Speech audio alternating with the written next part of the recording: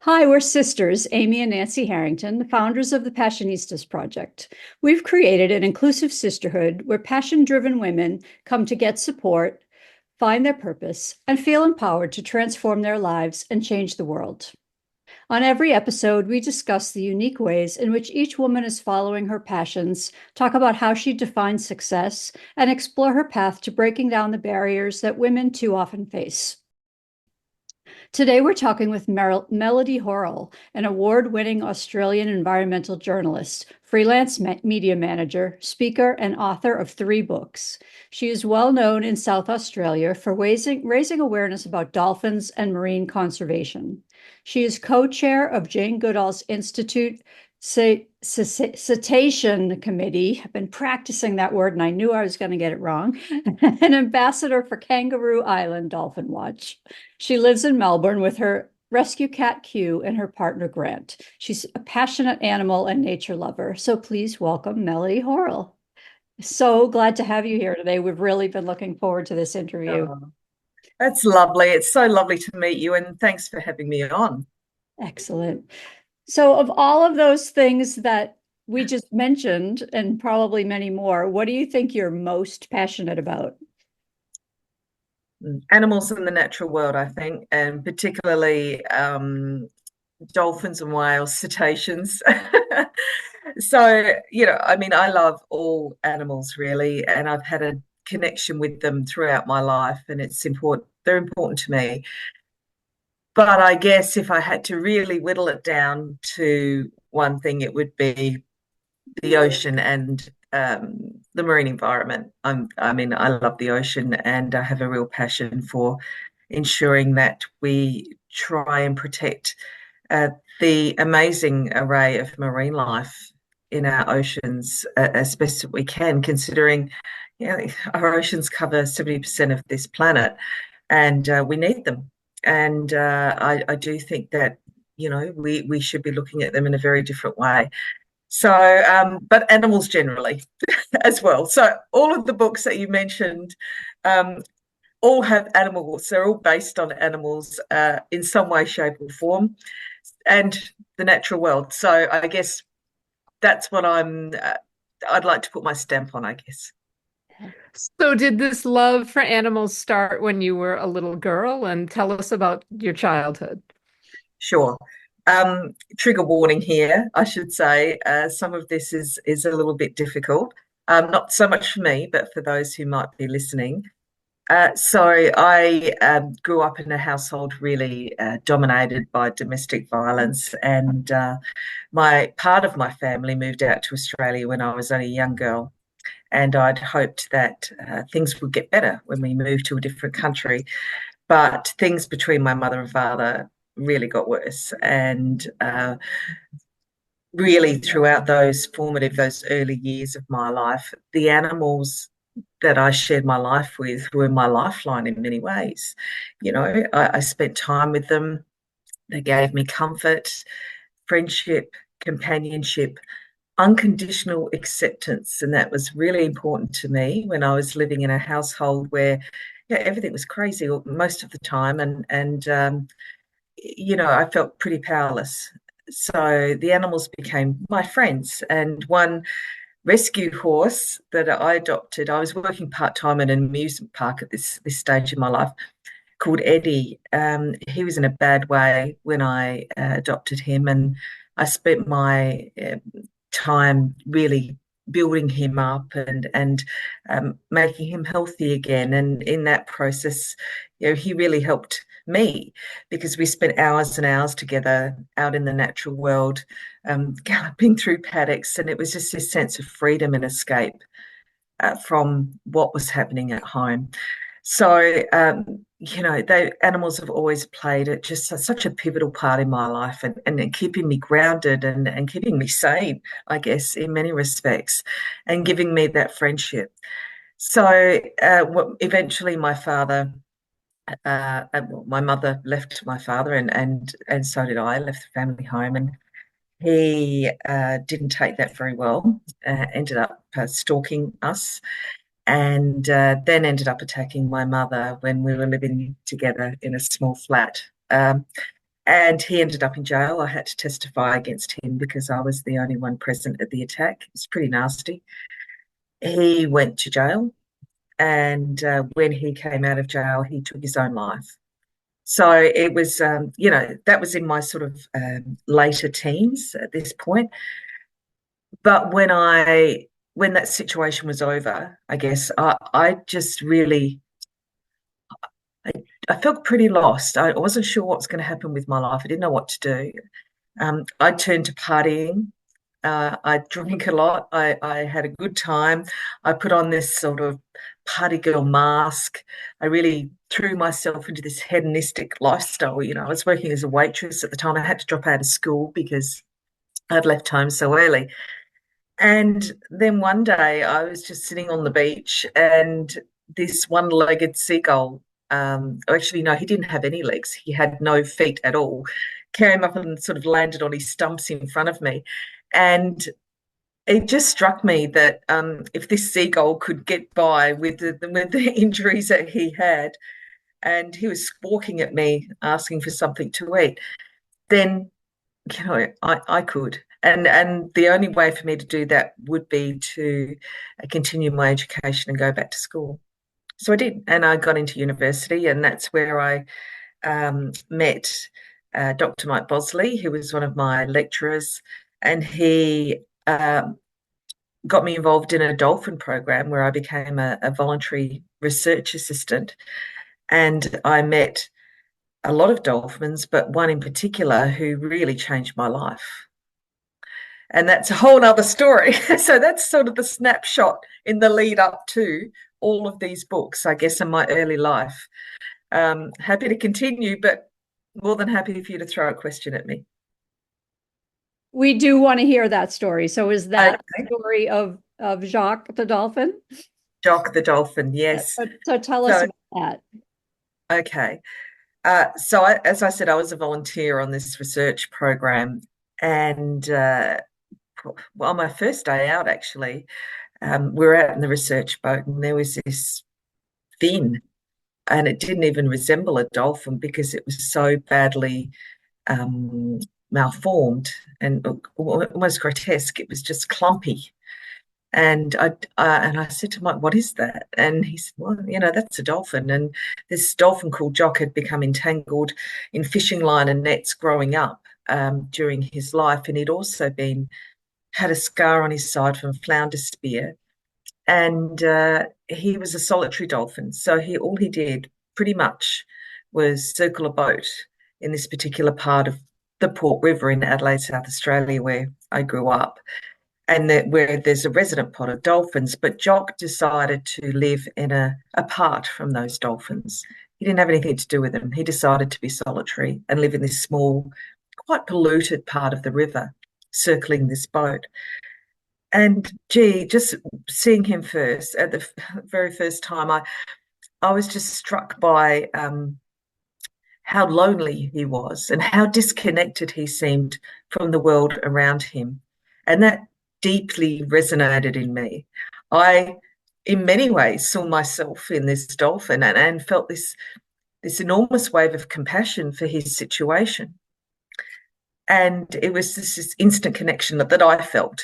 Certainly can't say for the same for Jock, but that I felt towards this beautiful mammal who'd been so badly scarred and seemed so alone in the world. So over a period of time, over 3 years, I got to know Jock. And I should actually say that Jock had gotten to know some members of the research team before I came onto the scene. But Jock became instrumental in helping me view myself in a completely different way. He, being a solitary dolphin, he had started seeking out human companionship from the research team. And I spent many hours with Jock in the water. He was a completely wild dolphin, and I really need to point that out. He wasn't enticed, he wasn't fed. Any interaction was completely on his terms. And, it's very important for me to say that because very much against people trying to lure dolphins in and feed them and that kind of thing. So he became my best friend over a period of 3 years, and he taught me so much. I guess I began to understand that we weren't so different, even though I was a completely different species, a land mammal, and he was a marine mammal. When I was with him in the water, it didn't feel like we were different species. We were just mates. We were friends. And he trusted me despite the fact that my species had inflicted such pain on him. You know, he had scars all around his mouth from discarded fishing hooks, as well as this mangled dorsal fin and this spear wound or scar on his side. And despite all that, he still accepted me and trusted me, which was remarkable. So it was a remarkable lesson in trust and forgiveness. And I thought about my family a lot because I really hadn't forgiven them. And I really hadn't trusted anybody. So Jock taught me that it was okay to trust and forgive. And I guess his friendship, like so many other relationships I'd had in my life, were just laden with baggage and conditions. Even my family life was, to a large extent. But no, he didn't care. He just saw me as an individual, and there were no strings attached with that relationship. You know, it was pure, this pure, unfiltered love and connection that I had never experienced before. It blew my mind. It blew my mind. And he also helped me realize that I was worthy. I was okay, you know. Sure, I had my issues, but I was worthy to hang around. And this completely wild dolphin wanting to be, interact with me. And it was just, wow, really? And so it also allowed me to feel vulnerable and show my vulnerability. So on so many levels, Jock had this enormous impact on my life. And I think importantly, he showed me that joy was possible. Yeah, pure moments of joy and just existing and being in the moment. And I learned that that's all I had, that I didn't have to be a sum of my past, that I didn't have to worry too much about the future, that all I had was this moment, and that I should just really take the essence of joy and happiness from that moment. And that was super important because it helped me not to continually reflect on the past, but to think about the now. And that was a really important moment for me. And I guess the other thing is that when we were able to finally lure Jock, or encourage him out to the other dolphins, and he became friends with those other dolphins eventually. And I know that was difficult for him because he had this home range that he didn't want to leave. And, he'd go a little bit in and then he'd come back and he'd go sort of venture out and he'd just swim back. But eventually he found the courage to actually go into the big wide world, into the big wide river, if you like. And I knew that I had to find that courage too. I knew that I had to be as brave as Jock and enter into the big wide world as me, without the mask and without having this shield up, and be able to trust people, trust myself. That is one of the most beautiful stories I've ever heard. Thank you, Amy. It's a true story. It's beautiful. I love it. And I thank you so much for sharing that with us. What is it about dolphins in general? Because people who have had contact with dolphins always just talk about what special animals they are. What is it about dolphins? Describe them for people who've never had that one-on-one contact. I think it's when you look into a dolphin's eye, you know that they're intelligent. You just know it, and they're really, they're very similar to us in many ways, in that they form close bonds. They live in complex societies. They have friends, they have families, and there is this real intelligence that you can sense and that when you're even just watching them. You don't have to be in the water, just watching them. But importantly, there is this joy that they exude. And when you're seeing a dolphin jump in in front of a boat or behind a boat, and they're jumping out of the water, they're splashing back down again. I mean, Jock used to love following the research boat, jumping high in the air behind the research boat and just sort of belly flopping back into the water. And we would laugh and watch him, and he'd love it. And I think it must have been like a spa for him, with all these bubbles and jumping in and out of this sort of spa situation. And it was pure joy. How often do we just stop and have that in our life? And I think dolphins teach us about that when we look at them, that they're such joyful creatures that we can't help but feel joy too. And I do think that dolphins are great ambassadors for the sea, because, they live along our coastlines and also in deeper waters, but the bottlenose variety live along our coastlines. So we can see them. And, it's difficult, I think, for us humans sometimes that are land-dwelling mammals to connect with the sea. But when you see a dolphin, you stand on a shore and you're watching a dolphin swim by, you see this fin sort of cut through the water so gracefully, or jump out and splash down just for the hell of it. It's a wondrous thing. It's wondrous. And it helps us connect with, what makes up most of our planet and what inhabits it, I think. So tell us about the documentary Dance with a Dolphin. How did that come about? And tell us a little bit about the film. Okay, that's a little old now. It came out in 2001, so it's getting there. When I finished university, I took a job, didn't like it much, ended up leaving shortly after and starting a not-for-profit in South Australia to raise awareness about the dolphins. Which, looking back on it, I was young and I didn't know what I was doing. But amazingly, I managed, and not just me, but a group of other volunteers as well, managed to raise awareness about the Port River dolphins across South Australia. And I became a spokesperson for all sorts of environmental issues as a part of that. I found myself talking on radio, on TV, and I still didn't have a great deal of self-belief, and I was still struggling with that self-worth. I still was, and being in front of the camera was terrifying. For a girl that was told by her dad that she would never amount to anything, having to suddenly be, the spokesperson for the dolphins and other organisations was a big deal. It was scary, but I obviously did something well, because I ended up working in the media, and it was not something that I planned to do, but it happened that way.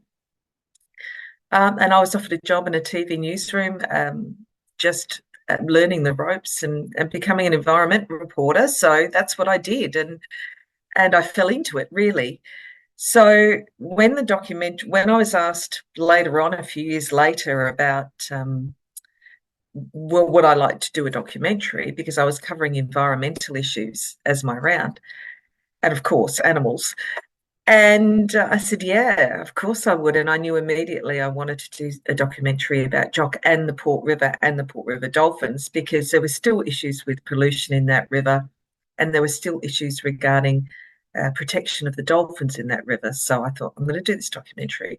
So thankfully, the researcher, Mike Bosley, managed to capture quite a lot of the interactions, and Jock on VHS, those old VHS tapes. So I sat in the back room, and this was, several years after finishing up with my time with Mike. I sat in the back room and I was going through all this footage of not just Jock and I, but Jock and the other research assistants and Mike and the Port River, and seeing the other dolphins. And I relived the whole thing over again. It was a beautiful experience. And although I didn't go into my personal relationship with Jock, because I really wasn't ready to talk about that publicly, uh, I ended up putting together a documentary with Tony Morabito, a producer, about Jock was really the centerpiece of that documentary. And that aired across Australia.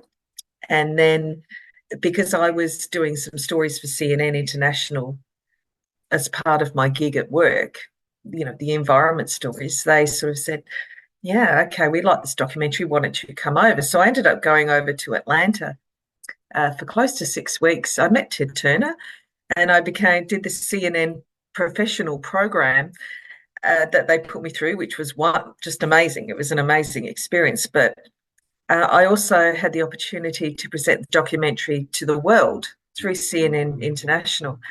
And that was an incredibly proud moment for me, incredibly proud. And when I went back to work, there was this real push to try and make the Port River Australia's first dolphin sanctuary. And eventually that happened.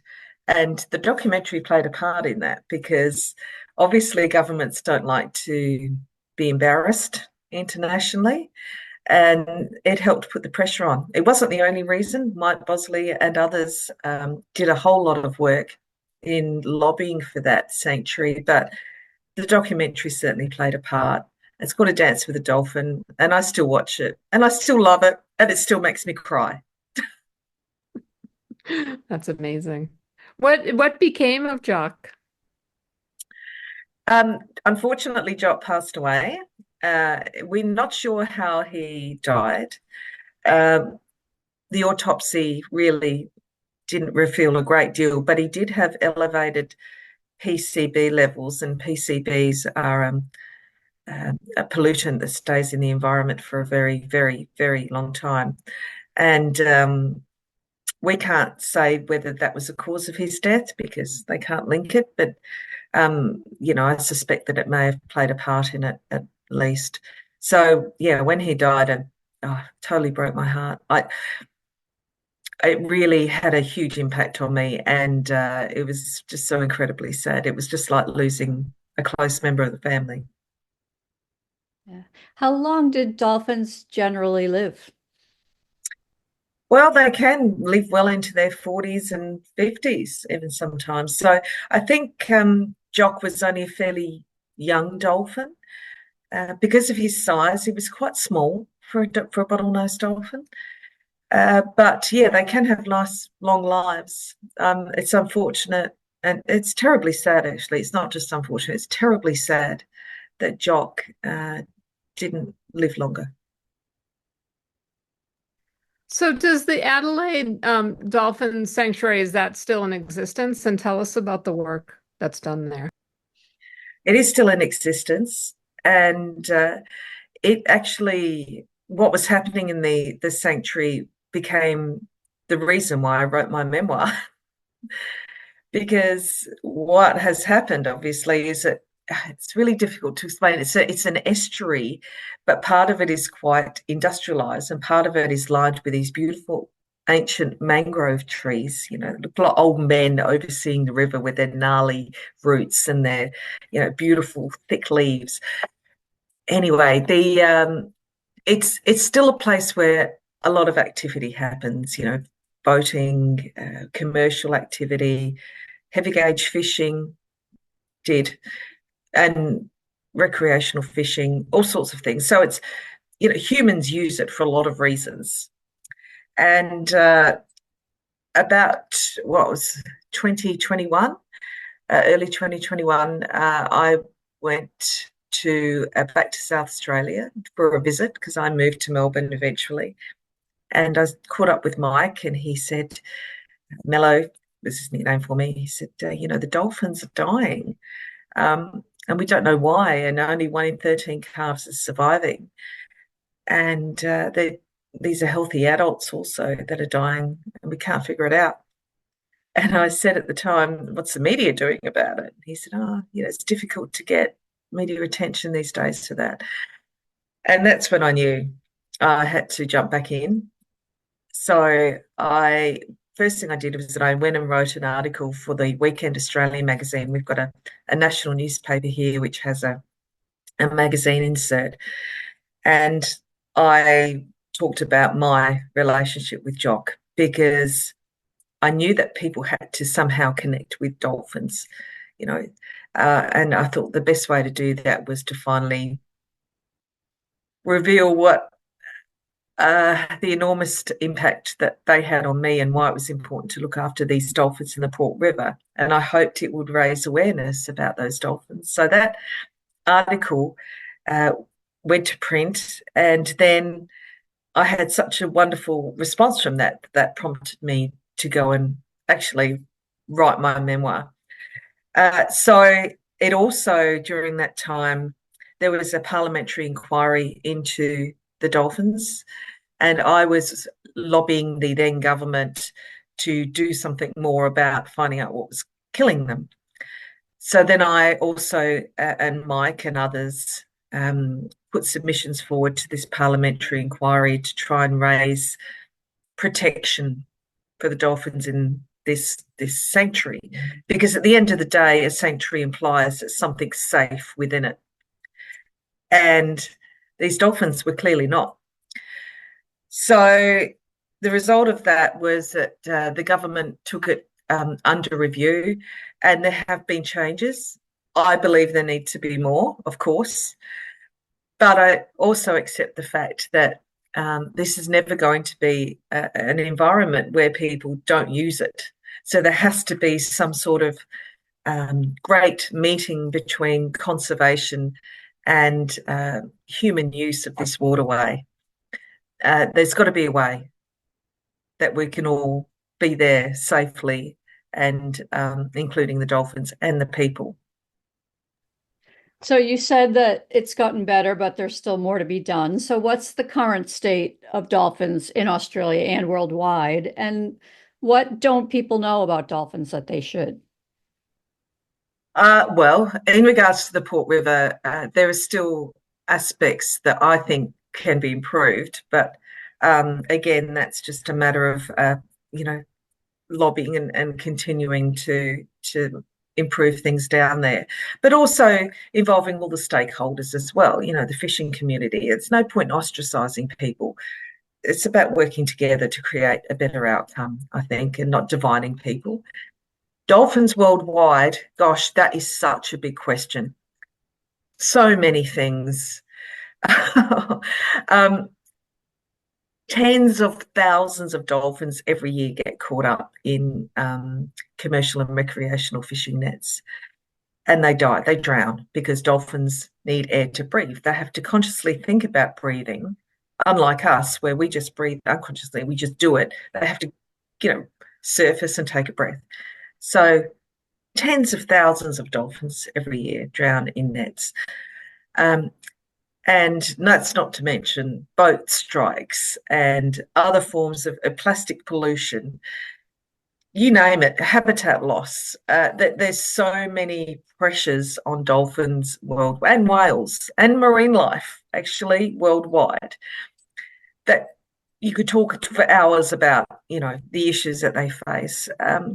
Also, of course, there's the captive dolphin industry, which is something that I'm really passionate about. I should say that, I've certainly learned a lot more about dolphins since my time with Jock, and human interaction with them isn't always good for them, because there are some people that don't have their best interests at heart. So I've actually really, changed my view on people interacting, certainly with wild dolphins and with captive dolphins, because in captivity, dolphins are acoustic creatures. They're really smart animals, and research has shown that they actually stop using their sonar, their echolocation, in captivity, because they use it in the wild to navigate and to search and to hunt and to find their way around, whereas when you're concrete tank, it bounces back at you. And they're such intelligent, complex mammals that keeping them in concrete tanks it's just not right.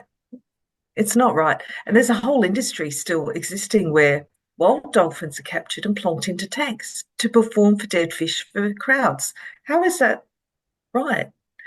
So I'm working with I was lucky enough to be involved with the Jane Goodall Institute Cetacean Committee. I'm co-chair of it, and we would really like to see, well, we're working hard towards phasing out dolphinariums. The issue is, of course, what happens to the dolphins that are in these places. So we're working with some organisations to try and find a way to develop big coastal sanctuaries where they can go and have much more space without the concrete, still have that level of human care because, they've been fed for decades, some of them, and lived in confined spaces for decades. So you can't just open the gate and go, there you go. So that's what we're working towards, and I'm pretty passionate about that. It's very much, in my view, like, the whole using wild animals in circus debate. I don't like that. It's exploitation. And how is keeping dolphins in tanks any different? Yeah, absolutely. You invoked the name of our personal hero, Dr. Jane Goodall, who anybody who knows us knows that she is our North Star. So what was it like to be associated with her organization? Did you meet her? What are your thoughts on Dr. Jane Goodall? Wow. Okay. Well, I agree. Dr. Jane has been my hero since I can recall, actually. Yep. And what happened was, after my memoir was published in Australia, a Canadian publisher picked it up and they renamed it The Dolphin Who Saved Me. It was called A Dolphin Called Jock. And they said to me, listen, we need someone to write a blurb for the front of your book, but we need someone people know around the world. And I said, I live in Melbourne, Australia. I don't know anyone. And they said, well, who would you really like? And I thought, I'd really like Jane Goodall, of course. So I recalled that during my media years, I'd worked with someone at a zoo in South Australia. I was reporting on various, conservation programs from this zoo, and he had been involved with Jane Goodall's organisation here in Australia. So randomly, after 20 years or more, I contacted this guy and I said, hey, I know, how have you been? But I'm wondering, are you still in contact with Jane's people? And he said, oh, loosely, I might be able to forward an email on, maybe. And I thought, I'm just going to give it a shot. I never expected any response. Let me say that off the bat. It was one of those things that you put out into the universe and you go, really not expecting much here.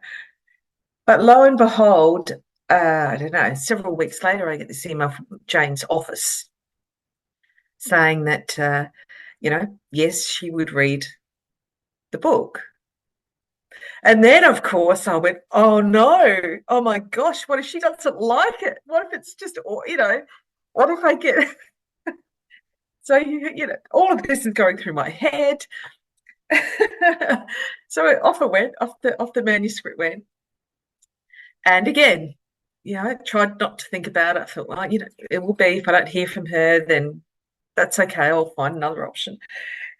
And then her people got back to me again and said, great news. Yes, she loved it, and she's writing you a little blurb for it. And I almost fell off my chair. It was one of those moments in my life I will never forget. It's like having your hero go, actually, you're doing some good stuff.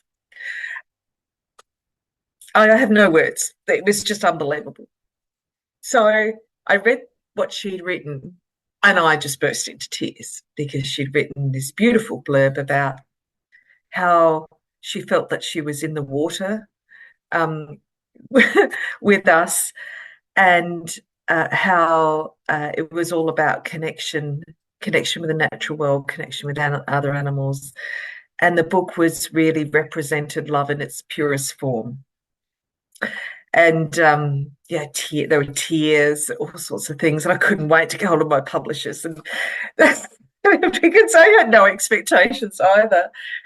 And so that was great. And then I would have been a week later. It was about Christmas time, or just after Christmas, and on my phone pops up this email address, and I thought, that's got to be spam, because I hadn't actually been dealing with Jane directly. It had all been through her office. And I thought, I'm going to open the email anyway, even though I think this could be a spam email. So I opened it, and it was an email from Jane directly to me. And she said, I hope you don't mind, but I got your email address in my office. And I loved your book. She said, I really do hope it becomes a bestseller. Well, hasn't, but that's okay. And she said, I'm thinking about forming a citation committee. Would you like to be involved? I think you'd be a great fit. And if you are, could you please contact Kuhn Margot, who was tasked with bringing this committee together? Well, again, tears. Couldn't believe it. Amazing turn of events in my life, totally unexpected. And what an honor, what a privilege. Words cannot express how just humbled, actually, I felt. So I immediately emailed her back and I said, of course, oh my gosh, of course I'll do this. And from that point on, I became obviously a committee member, and have since become co-chair with Kuhn. And I got to catch up with Jane when she came to Australia this year in June. And I spent the afternoon with her, had lunch with her. And I gave her a hug.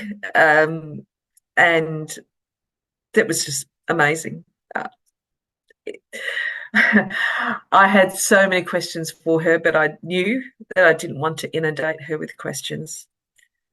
But what struck me, there are a few things that struck me about Jane in person, was how softly spoken she is and how thoughtful she is before she actually responds to anything. And she lets people speak. And that in itself is a real skill. And she listens.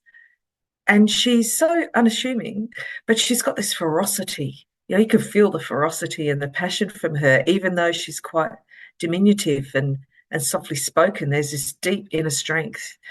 And I said to her, at 90, how do you spend most of your year traveling around the world?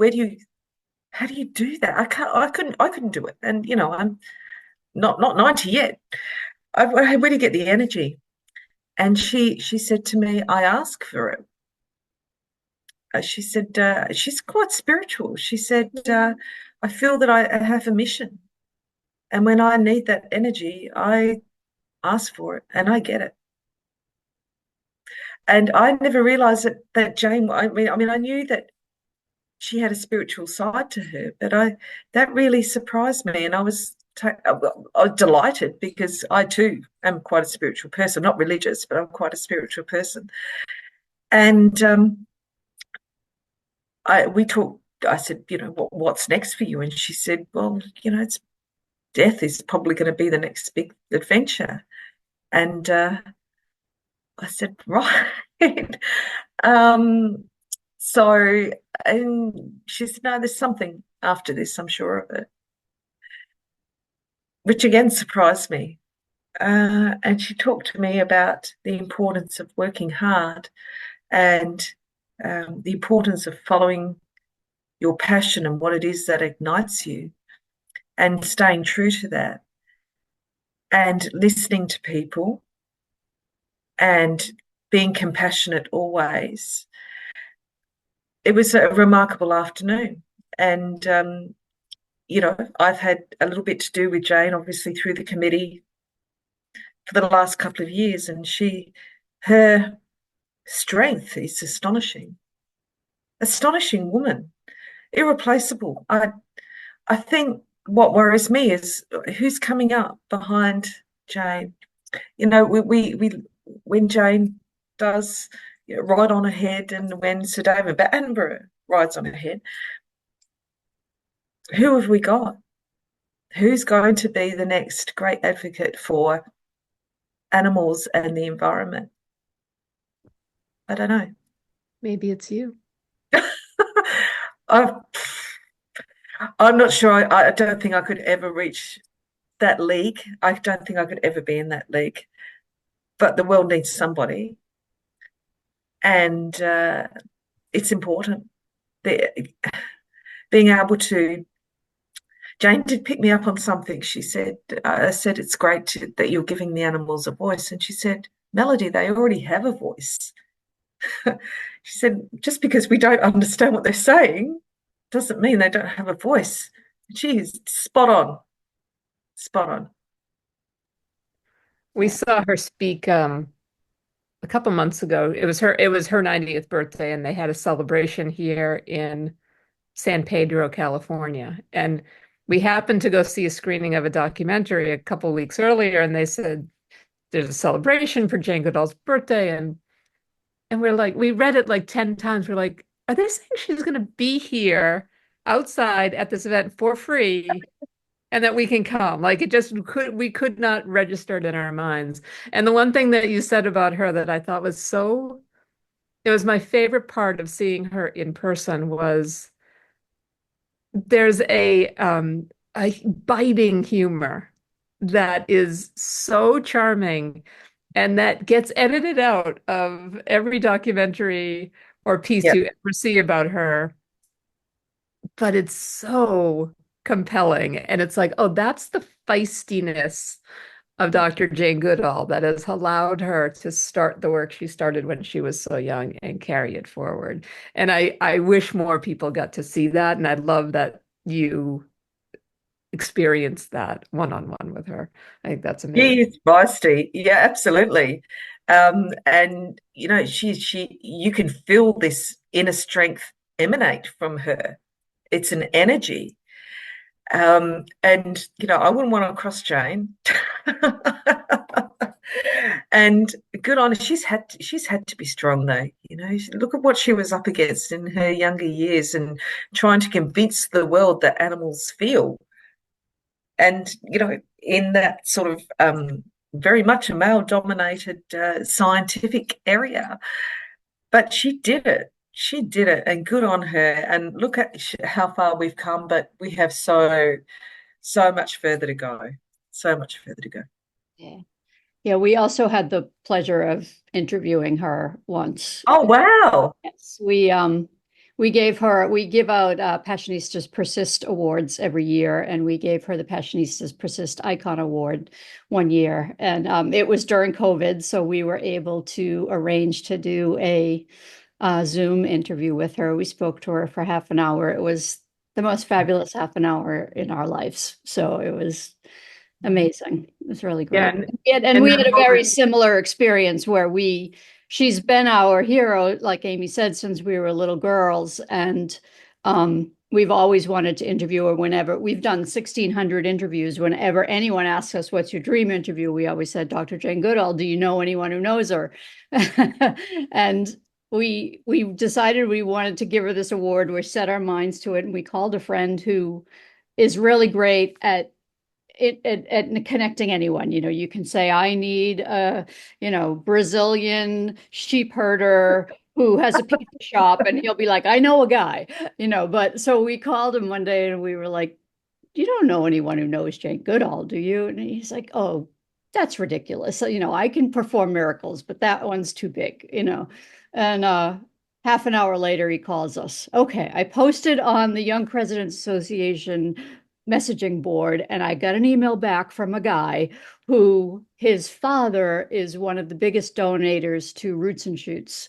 So here's Jane Goodall's assistant's email address, and oh my gosh, use this guy's name. And we did. We reached out, and it took a long time. It took about 9 months, I think, to arrange the interview, but we did get it. That's amazing. Have you had a chance, if you have a chance, there's a book called Jane at 90. It's a book that's come out that my co-chair, Kuhn Margot, helped organise, and there are little stories in it from everybody who has been touched in some way. Their lives have been touched by Jane. And I don't know if you've read that or if you're aware of it, but Jane at 90. And I was asked to contribute to that book again, what? So I did, and I talked in my little piece that I provided for the book. I talked about the fact that she'd always been my hero, and she has had such an impact on me and now the dolphins around the world. So yeah, if you get a chance, pick up that book. It's a lovely book, and it's got Jane, a very old picture of Jane on the cover with one of her dogs. She's probably not that old. It's probably only, I'm not sure, it's not that old, but it's a lovely picture of her in a pickup truck with a dog, and I can highly recommend it. Definitely going to get that. Thank you for that recommendation. I want to get back to your book for a second. Thank you for indulging our Jane Goodall. Anytime. To write an article for the newspaper about your relationship. And I know when you said you were making the documentary, you weren't ready to talk about your relationship with Jock yet. So why was it the time finally for you to write an entire book about that experience? And what did you learn about yourself from writing it? Okay. I felt it was time. Well, when I was working in the media, there were people who I worked with who knew about what had happened to me because it had been in the media in my hometown when I was quite young. But I was not encouraged to talk about it. And okay, I understand that. I worked for broadcast media, and you keep your personal life pretty much separate to your professional life. So I was in a position finally, I guess, firstly, to talk about it.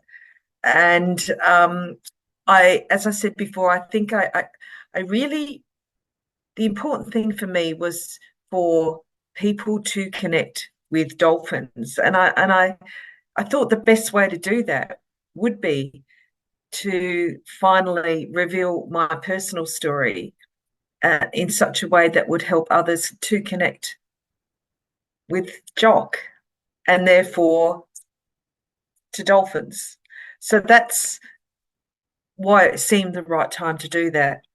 And just another dolphin story about dolphins dying, in the Port River, I knew was not going to resonate with people because, people have compassion overload sometimes. Like, there's only so much bad news around the world. And Jock's story and Jock and my story is one of hope, actually. It's a love story. At the end of the day, it's a love story. And so I felt that was the right time, and I knew that I needed to help the dolphins. So I did it. And I'd never written a book before. So the prospect of writing my memoir terrified me. And I didn't know where to start, really. So I contacted, an old friend of mine that I used to work with in South Australia many years ago, read the article in the Weekend Australian magazine and then contacted me. Now, he since become an editor and also an author himself. And he said, if you ever want to write a book about this, Mel, I'm happy to help guide you. So it was all those factors that led to me going, all right, I'm going to write this now. And so I did. And it was probably the most difficult thing I've ever done. I had to revisit aspects of my past that I didn't want to. But they were important because the book had to be honest. It had to be raw. And it just had to be truthful. I had to tell the truth. And as much as bits of it would hurt, I wouldn't be doing justice to my story or Jock's story if I had left anything out. In the end, my publishers did suggest I leave a couple of things out. So it happened anyway, but they were inconsequential, I think, to the whole story. So I guess the whole process of going back to those early memories of being in England and the moments of violence, which were frequent in my house, how I felt at the time, reliving that in my mind, putting it on paper was difficult, but cathartic at the same time. I think I had to get my father's court documents sent to me, and I managed to connect with a detective who'd helped during the trial process and certainly supported me as a young woman giving evidence against my dad. I reconnected with him after 30 years or something like that, and eventually met him as well. So I was reunited with him, and he helped me source the actual court documents and my father's autopsy report, which I'd never read before. And that was confrontational, but again, necessary, because I had to be accurate in what happened. So it wasn't just my memory of the events, it was actually documented. So it was a very difficult process. There were many times when I got up and walked away and walked down to the beach just to clear my head. I cried a lot, but I laughed a lot too. And I relived the joy of going to Dartmoor when I was a kid and seeing the horses, which was one of my favourite memories. I did have some good childhood memories, and that was one of them. And then later on, of course, reliving all of the times that I spent with Jock and the other dolphins, and actually reflecting really deeply on what they taught me and what Jock had taught me. Because it was important that the book had the light and shade. It couldn't just be, and I never, the other thing was that I didn't want to come across as a victim, because I certainly don't see myself that way. I see myself as victorious, actually. I see myself as the winner in many ways. And I've learned a lot from my past. And in many ways, I'm grateful for it, because it's made me the person that I am today. So I don't see myself as a victim. And I really, that was important for me. So when people read the book, I didn't want them to think, oh, this poor girl. I wanted them to think, wow, isn't that fantastic? And look at where she's going now, and help inspire other young people who might be in that awful, dark domestic violence situation to find light, and to know that, you don't have to be the sum total of what happened to you in the past. You don't have to be defined by that. Well, we could talk to you forever. Yes. A million more questions, but we'll have to do a part 2. How can people get in touch with you if they want to work with you and learn more about how they can help dolphins? Well, I have a website and I've got social media. So my website is Melody Horrill, HORRILL.com. And you can just learn all about my work and my books through the website. And hit me up through social media. It's probably the best way, because I'm on the other side of the world, obviously, in Australia, to most of your listeners. And so I have Facebook. Hit me up on Facebook. It's Melody Horrill, or Instagram, Melody Horrill Author. And always happy to connect with people, especially in other parts of the world. That's been one of the joys, really. The greatest joys from the writing journey is being able to connect with like-minded people across the globe. And it gives us hope. It certainly gives me hope and for the future. And I do think that if we act and we do our little thing, that little piece in the world today, that we do have a bright future, and our dolphins have a bright future, and the marine life has a bright future as well. So, yeah. Beautiful. So we usually ask a 2-part question as our final question, but I'm actually going to turn it into a 3-part question. Okay. So my question is, what's your dream for yourself? What's your dream for women? And what's your dream for the dolphins? Okay, I guess the dream for myself is well, I'd love to live by the sea one day. You know, that would be amazing, wouldn't it? It could just be a small place by the sea. That would be terrific. Uh, I think that staying true to who I am and to my beliefs is my dream for myself. I don't want to be pushed off course, and it's pretty easy because you've got to weigh up the reality of earning a living with what your heart tells you to do, which your passion, which is often voluntary. Like everything I do, really, with the dolphins and animals is on a voluntary basis. So it's weighing that up, and so my dream for myself is that I maybe get that right one day, that I get that balance right, because I wouldn't want to be steered off my course. That's my dream for myself. Yeah. The dream for what was the next one? For women. The dream for women is that I hope that we learn that our voice is important.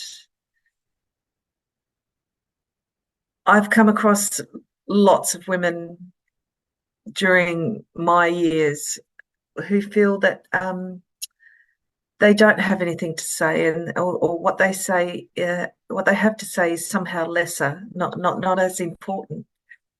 So, yeah, that's my dream for women, is that we realize that we have something to say, even if you don't feel that it's a big thing, you still have something to say and to contribute to the world. We, as humans, tell stories, and we share experiences through stories, and everybody's story matters. So my dream for women is that we share our stories with one another and we learn from one another. We all have something to say, so speak up and say it. And what about the dolphins? The dolphins. Oh, look, I'd love a world where dolphins could swim in the ocean freely, and whales could swim in the ocean freely, and not have to die at the hands or become captured at the hands of people. That would be utopia for me. I mean, I'd love to see a world without cruelty, full stop. If I had one wish, if a genie popped out of a bottle and said, "What do you want?" I'd say, a world without cruelty. So I'd say that for the dolphins as well. And I hope that one day that we realise that our ocean is incredibly important, not just to our existence, but to everything that lives on this planet, its existence. It's the biggest carbon capturing area that we have. Like mangroves and swamps take up more carbon than most forests on this planet. And there are seagrass meadows that do the same thing. It's a whole ecosystem. And yet we exploit it so badly. We just take. And we take from, well, what do we give back? So I hope our view of the oceans changes. I hope we don't just see it as something to take from, to exploit, and to pollute. It's an important part of our world and everything that lives within it, including the dolphins and the whales and the octopus and everything. So one day I hope that we find that balance again between having good lives ourselves, but also looking after the oceans and our planet. That's my hope. Thanks for listening to the Passionistas Project. Be sure to visit thepassionistasproject.com to sign up for your free membership to join our worldwide sisterhood where passion-driven women come to get support, find their purpose, and feel empowered to transform their lives and change the world. We'll be back next week with another Passionista who's defining success on her own terms and breaking down the barriers for herself and women everywhere. Until then, stay passionate.